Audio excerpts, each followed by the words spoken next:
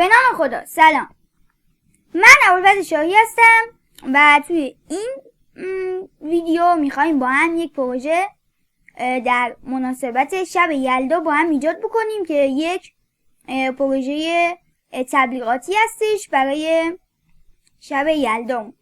من میخوام پروژه رو هم بهتون نشون بدم. یک همچین پروژه ای رو با هم قراره ایجاد بکنیم. پس روی فایل میزنیم و یک پروژه جدید ایجاد میکنیم با ابعاد 1080x1080 چون میخوایم برای اینستاگرام با هم یک پروژه تبلیغاتی ایجاد بکنیم. پس روی کرییت میزنیم. حالا ما یک همچین پروژه رو ایجاد کردیم. برای اینکه ما بخوایم بدنه کار رو ایجاد بکنیم از گزینه راندد استفاده میکنیم. من فیلش رو هم تغییر میدم. برای اینکه ما این رنگ ها رو داشته باشیم من رنگ ها رو خروجی گرفتم و در اینجا گذاشتم. درگ میکنیم اینو و اینجا برای خودمون میذاریم تا با هم دیگه اینا رو داشته باشیم. خیلی خوب، ابزار راندد رو برمیداریم و یک کلیک میکنیم. اول از همه من ریدیوسش رو تغییر بدم و روی 70 بذارم. 70. خیلی خوب، حالا یک کلیک میکنیم و ابعادش رو ما اینجا میدیم 460 در 800 پیکس و اوکی رو میزنیم و به ما این ابعاد رو میده. حالا فیلش رو تغییر بدیم و از این فیلی که اینجا هست استفاده بکنیم. پس من رنگ کالر پیکر رو تغییر میدم و اوکی میکنیم و حالا میایم از توی فیل و فیل رو میزنیم و کالر پیکر و اینو انتخاب میکنیم. اوکی. خیلی خوب، حالا ما دوستان اینجا اینو داریم. اینو من رست سایز میکنم تا قشنگ روش بتونیم کار بکنیم. من اینو وسط کار قرار میدم و حالا ما باید یک حالت سبز مانند هندونه رو اینجا پیاده بکنیم. من از پن استفاده میکنم. همینطور که اینجا میبینید ما میخوایم یک همچین حالتی رو ایجاد بکنیم. من از پن استفاده میکنم و با هم اینو ایجاد میکنیم.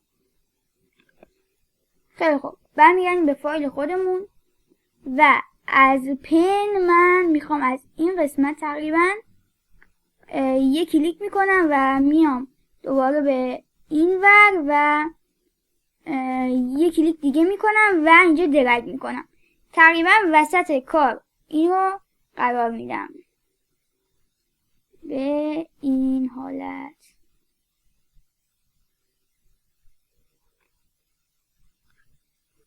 آلتو میگیریم و اینجا یک کلیک میکنیم تا این سگمنتش از بین بره. حالا اینجا دوباره یک کلیک میکنم و برمیگردم و این ور کار و دوباره یک کلیک میکنم و به همین اندازه یک حالت قاچ مانند ایجاد میکنیم. خیلی هم عالی. خب حالا من اینجا میک سلکشن رو میزنم و اوکی. 0 پیکسل یه سلکشن به من بده. حالا میام از قسمت لایه ها یه لایه جدید ایجاد میکنم و رنگ کار رو تغییر میدم و این رنگ رو انتخاب میکنم تو کالر پیکرم و میام با استفاده از گزینه پینت باکت اینجا یک کلیک میکنم. حالا اینو میام ماسک کار میکنم تا فقط این قسمتش نمایش داده بشه. خیلی خوب، در ادامه قسمت های باقی مونده رو دوستان من میخوام بیام همینطور که میبینید زوم میکنم بهتر مشخصه. میخوام بیام و این قسمت رو این رنگ تیره تر رو استفاده بکنم. پس از قسمت کالر پیکر من این رنگ رو بر میدارم و میام قسمت لایه ها یه کنترل میگیرم، کلیک میکنم روی شکل تا به من این سلکشن رو بده. از قسمت ماجیک منفیش رو انتخاب میکنیم و یک کلیک اینجا و یک کلیک اینجا تا فقط این قسمت رو داشته باشیم. دوباره میایم اینجا و یه لایه جدید ایجاد میکنیم. این دفعه این یکی ماسک نباشه و دوباره پینت باکس رو برمیداریم و یک کلیک هم اینجا میکنیم تا به ما این رو بده. یک کنترل دی هم میزنیم و اینجا به این صورت داریم میشه. خیلی خوب دوستان، در ادامه ما باید واسه این چشم هم ایجاد بکنیم. برای ایجاد چشم من میخوام خطوط راهنما رو اضافه کنم. از این قسمت درگ میکنیم و وسط کار یه دونه از این قسمت و از این قسمت هم یه دونه دیگه ایجاد میکنم. خیلی خوب، میام با استفاده از گزینه الیپس در این قسمت کلیک میکنم، درگ میکنم، شیفت و آلت رو هم نگه میدارم تا یک همچین دایره‌ای برای من با ابعاد 104 پیکسل در 104 پیکسل ایجاد بکنه.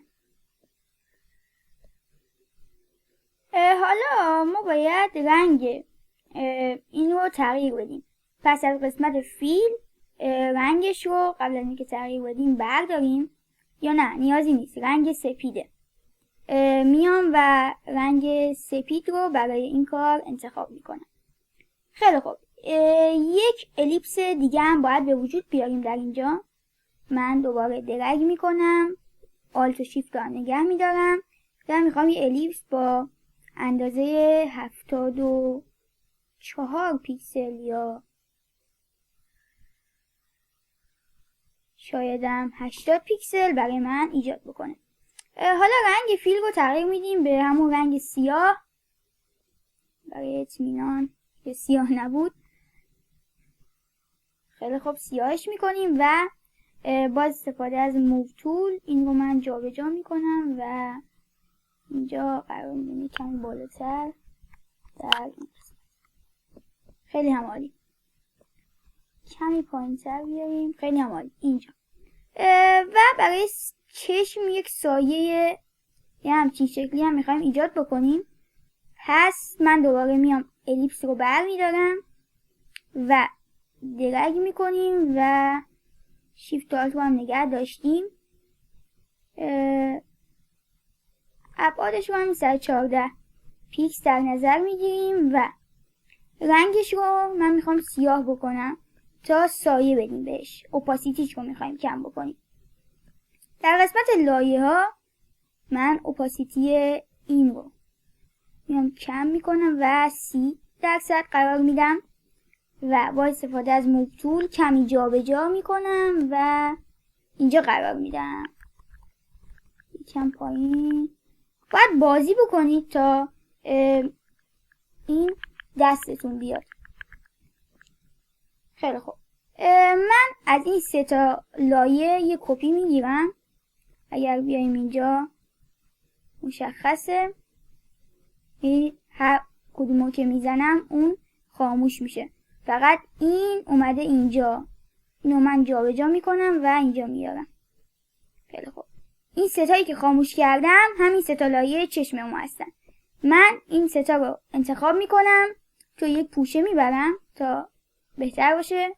اسمشو میذارم چشم انگلیسیه، ببخشید چشم مثلا بازم انگلیسیه. خب چشم سمت مثلا همچی که مشاهده میکنید چشم سمت چپه، پس من اسمشو میذارم چشم چپ. خیلی خوب، حالا از این من میخوام یه دونه کپی بگیرم. پس یه کنترل سی یا میتونید یه کنترل دی بزنید تا یه دوپلیکیت بگیره. که نمیگیره اینجا ما باید بریم از قسمت ادیت یه کپی کنیم از این فولدر و دوباره یه پیست بزنیم تا یه فولدر دیگه برای ما به همین شکل ایجاد بکنه. اسم یکی رو میذارم چشم. خب طبیعتا راست. خیلی خوب، حالا اگر ما اجزای داخل اینا رو به نمایش در بیاریم،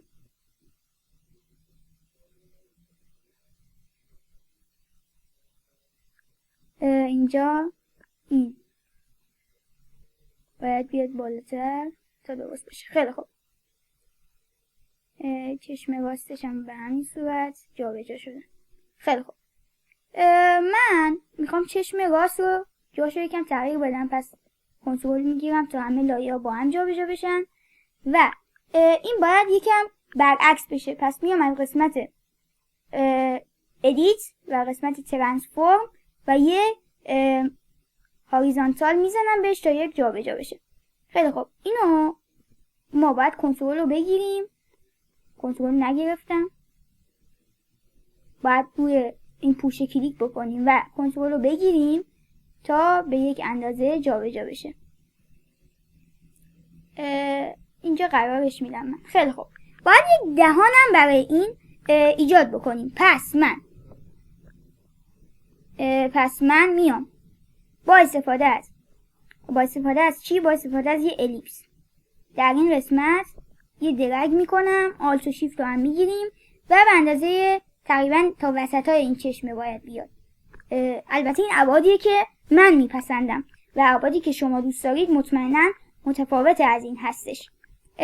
من دوباره این رنگ رو انتخاب میکنم از این قسمت. این رنگ ها رو شما میتونید استوب بکنید و یه عکس بگیرید بیارید داخل فتوشاپ با استفاده از کالر پیکر بردارید.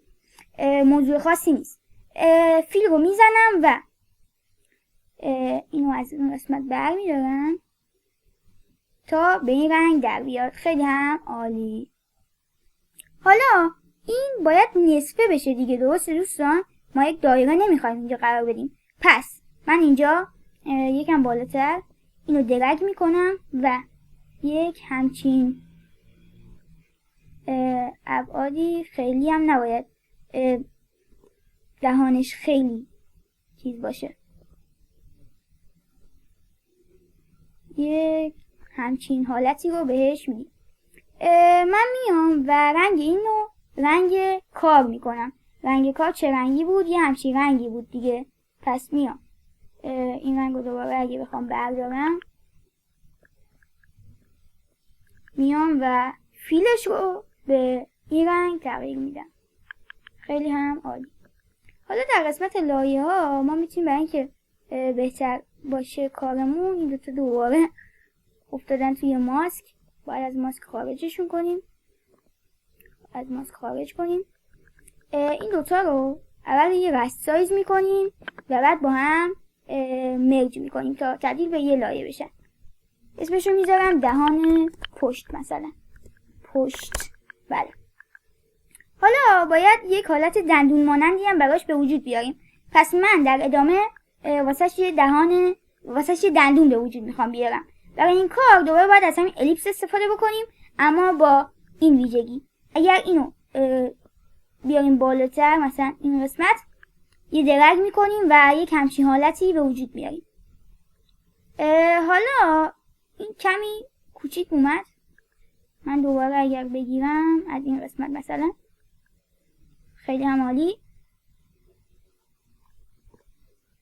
شما میشید دوباره با چند بار درگ کردن به اون ابعاد مورد نیاز خودتون برسید. خیلی خوب. من ول میکنم. اینم طبیعتا دندون باید سفید باشه، پس فیلش رو سفید قرار میدم. در این قسمت دوستان ما میتونیم بیایم و اون الیپس پشت رو که نباید ما مرجش میکردیم از مرج بودن خارجش کنیم. یه کنترل زد بزنیم. بله. یه کنترل زد دیگه. بله اینجاست. ما میتونیم بیایم دوباره با استفاده از الیپس تول دندون رو ایجاد بکنیم و اون قسمت رو رنگش رو سفید بکنیم و اون قسمتی که برای این دهان بود رو هم روی این میتونیم بندازیم.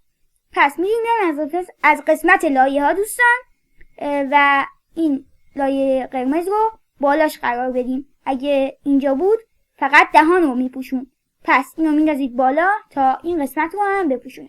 خیلی عالی. حالا باید این اضافات دندون رو هم از بین ببریم. برای این کار چیکار میتونیم کنیم دوستان تا یک همچین حالتی داشته باشه دندون ما؟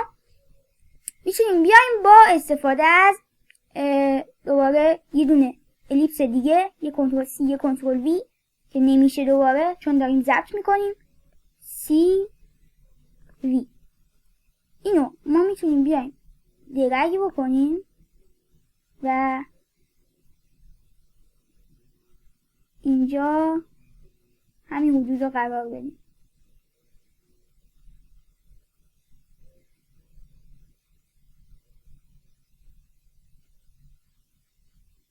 خیلی خوب. برای اینکه کار ما خوب در بیاد میتونیم یک حرکتی بزنیم دوستان. برای راحتی کار من این رنگ الیپس رو تغییر میدم تا بتونیم قشنگ پشتش رو ببینیم. فرقی نمیکنه رنگش چی باشه، مهم اینه که ما پشتش رو بتونیم ببینیم. رنگ کجا رو تغییر دادم من؟ اشتباه شد. همین الیپس بود دیگه. بله درسته. انتخابش میکنیم و فیلش رو در این قسمت تغییر میدیم. یه همچین فیلی براش ایجاد میکنیم. اشتباها تغییر دادم دوباره. کدوم بود دوستان؟ اگر ما بتونیم اینو بفهمیم خیلی. آها بله. این بود. این الیپس رو انتخاب میکنم من، رنگش رو تغییر میدیم، مثلا سبز میکنیم.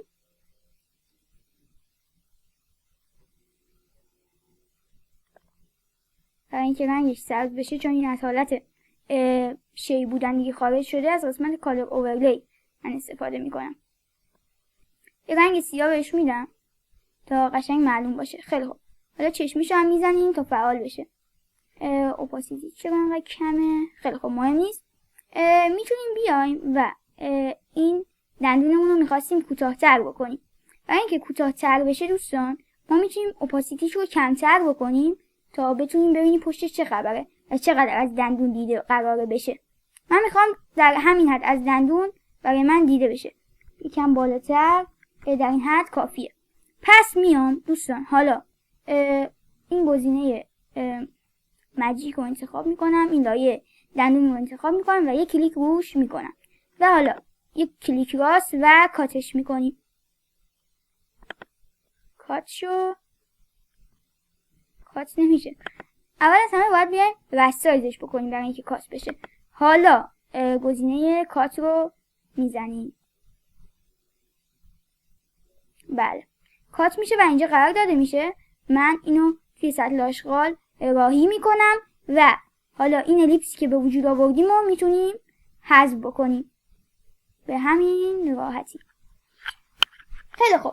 در ادامه دوستان ما میتونیم یک حالت حلقم برای این گزینه به وجود بیاریم. من دوباره از الیپس استفاده میکنم، اما این دفعه رنگش رو به این صورتی خاص تغییر میدم و در این قسمت یک میام دقیقا وسط کار و شیفت رو میگیرم. اشتباه شد. درگ میکنیم. درگ شیفت و ایکس رو با هم میگیریم. یک همچین اندازه‌ای از حلق من میخوام برای این به وجود بیاد. درگ کنترل و یک همچین شکلی فیلش رو تغییر بدیم و این صورتی رو براش انتخاب میکنم و میام از قسمت لایه ها این گزینه رو میام پایینتر دقیقا در این قسمت که زبون قرار داره گزینه ماسک رو میزنیم تا دقیقا وسط ماسک شه به دهان. خیلی هم عالی. حالا ما این دهان رو آماده کردیم و اینکه اجزاش گم نشه و تکون نخوره من این اجزا رو این چون دیگه نیاز نبود میتونیم اینو پاک کنیم الکی جا نگیره. این اجزا رو میتونیم کپی کنیم یعنی انتخاب کنیم و توی یک پوشه قرار بدیم. اسمش رو هم من میذارم دهان. خیلی هم عالی. برای ادامه ما میتونیم اینو یه کنترل بگیریم. کار خراب شد. بکنم یه چیز اضافی رو اینجا ما آوردیم.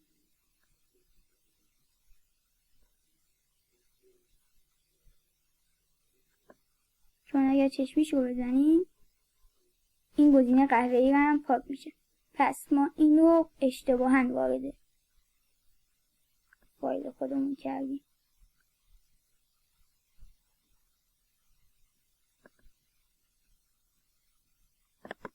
از ماسکم خارجش میکنم و بالا میذارم و این گزینه رو ماسک میکنم. خیلی هم عالی. الان پوشه ما درست شد.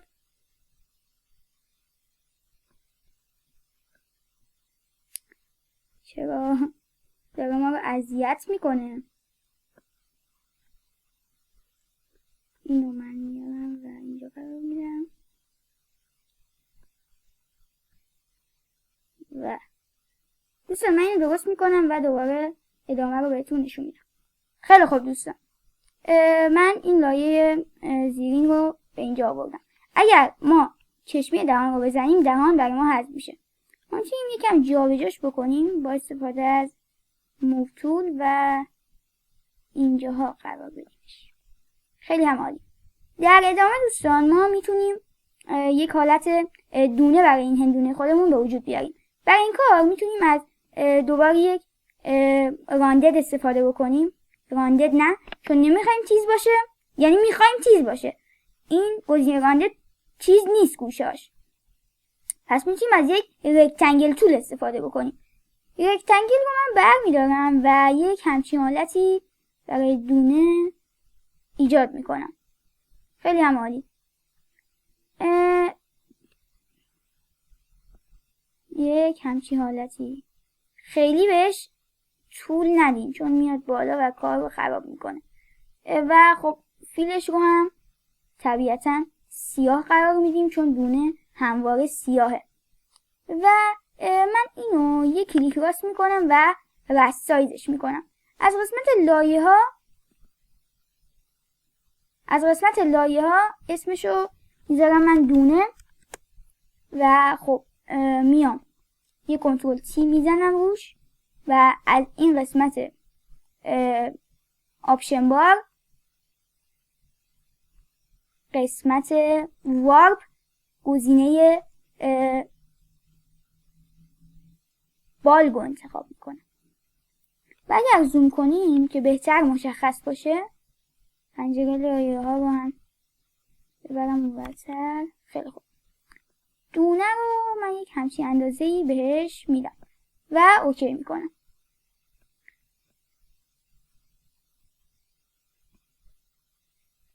خیلی خوب دوستان.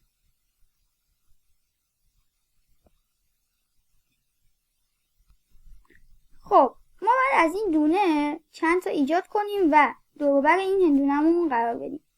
همین دونه رو من جابجا میکنم و میخوام در این قسمت قرار بدم به یک همچین حالتی. خیلی عالی.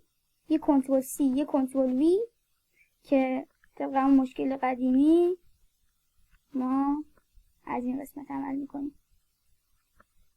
تو سلکت رو برمیدارم و این دونه خودمون رو میایم و در یه همچین قسمتی یه کنترل سی میزنیم و جهتش رو یکم تغییر بدیم کم کوچیک‌تر استفاده از شیفت اینجا من قرار میدم.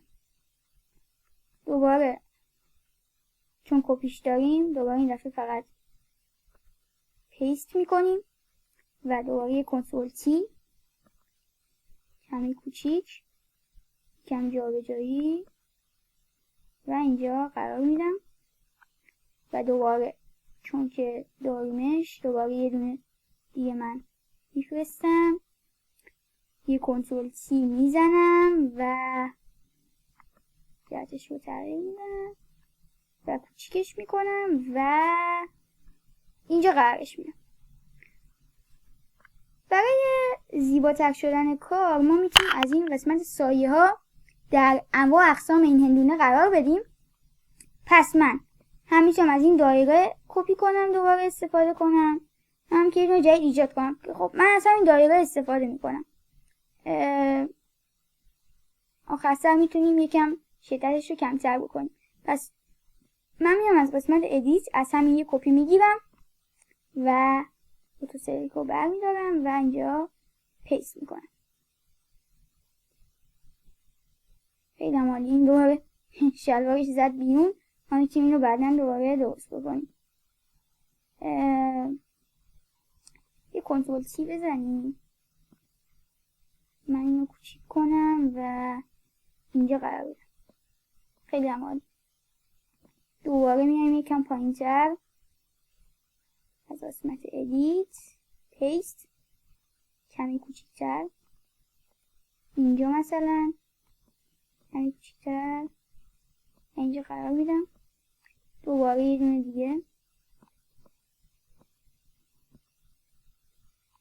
دوستان باید حوصله داشته باشید به کار، عشق بورزید یک جورایی به کار و طبق اون سلیقه خودتون این کار رو دنبال بکنید. من برای اینکه وقتتون گرفته نشه اینا رو میذارم و ادامهش رو با هم خواهیم رفت. پس بریم که بیایم. خیلی خوب دوستان، من نقطه هاشو گذاشتم. حالا میام همه اونا رو گذاشتم و توی این فولدر به اسم گروه 2 انداختم به این صورت. حالا کل فولدر رو کلیک میکنم و اپاسیتیش رو کم میکنم به طوری که تفاوتش با این سایه چشما معلوم باشه. اپاسیتیش رو روی همون دوروبر 70-71 من قرار میدم. خیلی عالی. این قسمت رو بیایید درست بکنیم چون دوباره پریده بیرون. میایم پایین و پیداش میکنم و میارم پایین. این فولدر رو ببندیم و میارم این قسمت و کلیپینگ ماسک و انجام شد. خیلی خوب، تا اینجا ما کار رو پیش رفتیم. حالا بیایید با یک فونت باحالی اینجا بنویسیم که شب یلدا مثلا مبارک و اینا. من مثلا تکست رو برمیدارم و اینجا مینویسم با انگلیسی هپی و حالا فونتش رو عوض میکنم. فونت مستر آف کامیکس انتخاب میکنم.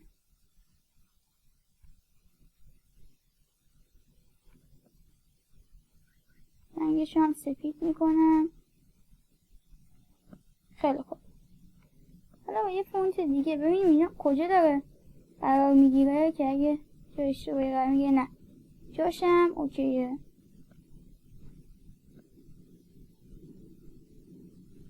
دوباره با یه تکست دیگه ایجاد میکنم و این دفعه مینویسم یلدا، هپی یلدا.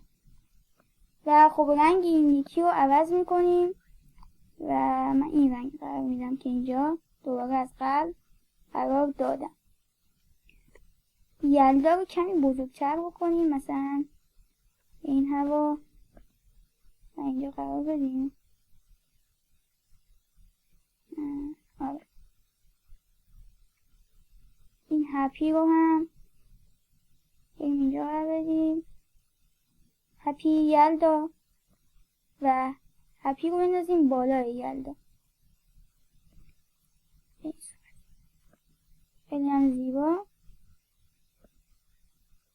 حالا اصلا جزء اصلی کار که این بخش تبلیغاتی بودن این هستش اینه که ما اینجا بیایم مثلا اون تخفیف خودمون رو بنویسیم. به عنوان مثال من اینجا دوباره یه تکست ایجاد میکنم و مینویسم 50. اول فونتش رو تغییر بدیم. من میخوام از فونت مربع استفاده بکنم و خب مینویسم 50. فارسی کنیم که بردو 50%.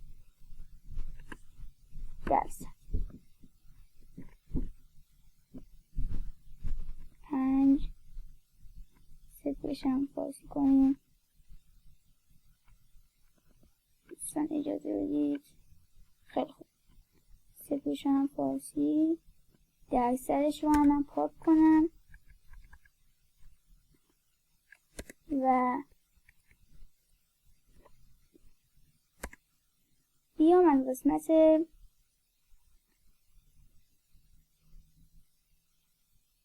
گلیفز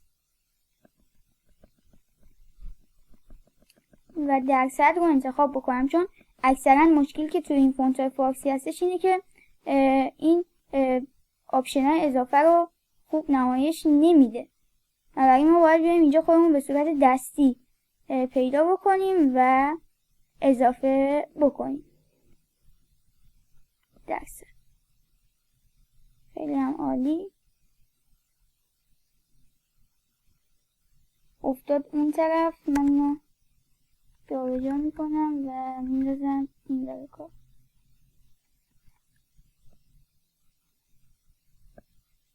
دوباره بزنیم، دوباره همه بر افتاد، دوباره. من این مشکل ریز رو برطرف میکنم و ادامهش رو با هم هستیم. خیلی خوب، من اینجا این 50% رو اضافه کردم، کمی هم بزرگش بکنیم تا قشنگ تو چشم بیاد. رنگش هم که خوب سفید میکنیم. من اینو اینجا قرار میدم و تیک رو میزنم. خب 50% مثلا ادامهش رو می‌نویسیم تخفیف دوره های فتوشاپ. مثلا شما میتونید مثلا متن دلخواه خودتون رو بنویسید. دوباره فونتش رو من تغییر میدم و از بین فونت ها فونت مربع رو انتخاب میکنم و خب سایزش رو هم طبیعتا باید کمی کوچیک‌تر بکنیم. کمی بزرگه، کوچیک کوچیک کوچیک.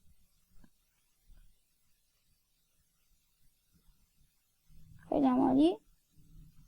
یه خط حالا میایم پایین‌تر و مثلا اشتراک های مثلا اگر داره سایتتون یا چنلتون VIP یک آ میزنیم و به این صورت قرار میدیم.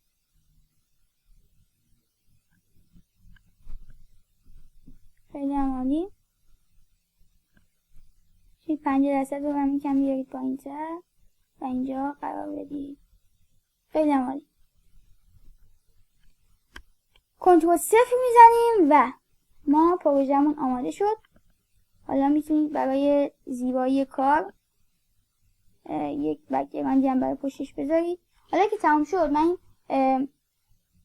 پاک میکنم این لایه رو، چون دیگه نیازش نداریم.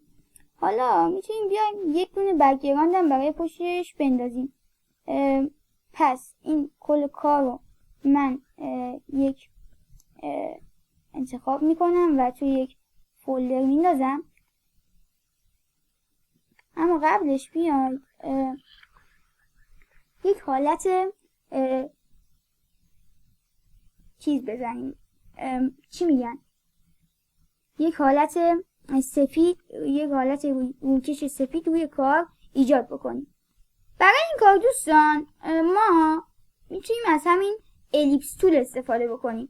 من میام پس الیپس رو انتخاب میکنم، رنگش رو هم قبل اینکه ایجاد بکنیم روی سفید قرار میدم و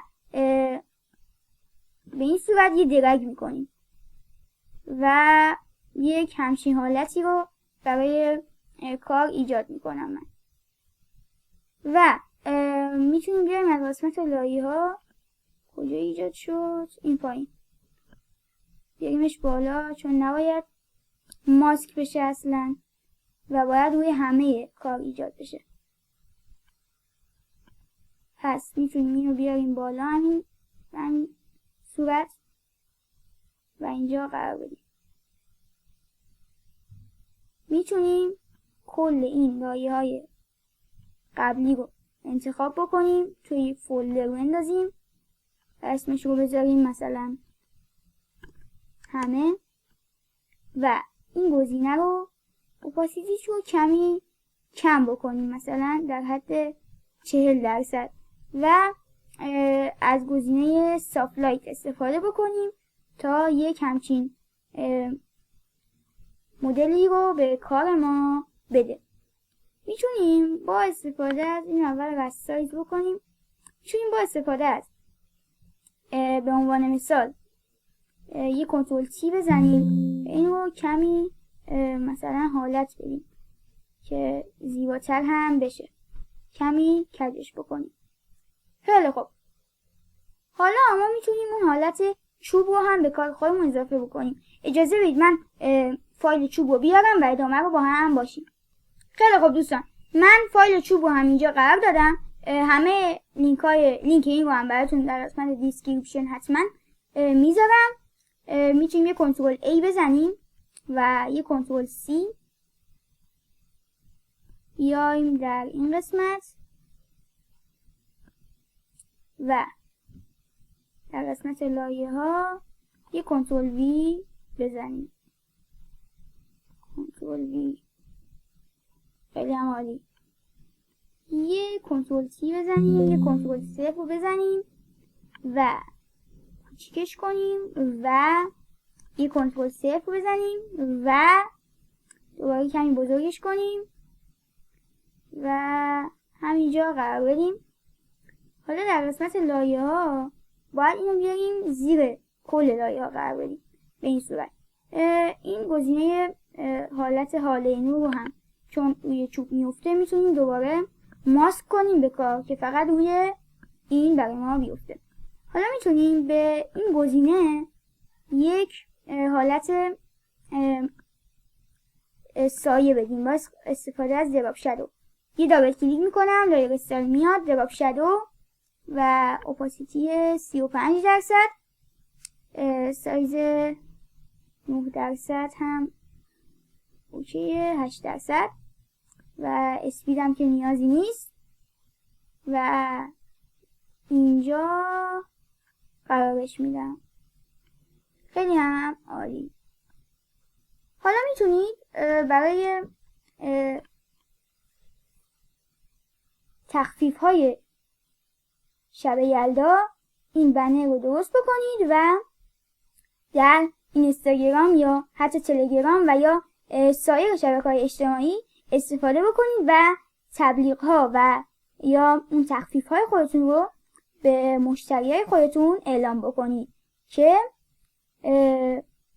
با این پوستر خیلی هم بیشتر میتونید مخاطبای بیشتری رو برای خودتون جذب کنید.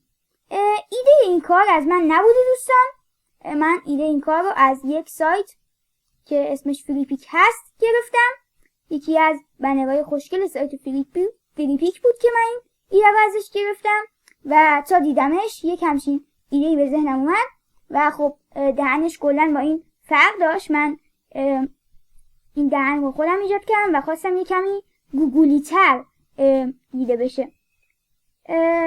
اگر خواستید میتونید این پروژه رو ایجاد بکنید و حتما در شبکه‌های اجتماعی خودتون برای مخاطبای خودتون به نمایش بذارید. خیلی ممنون که با من همراه بودید.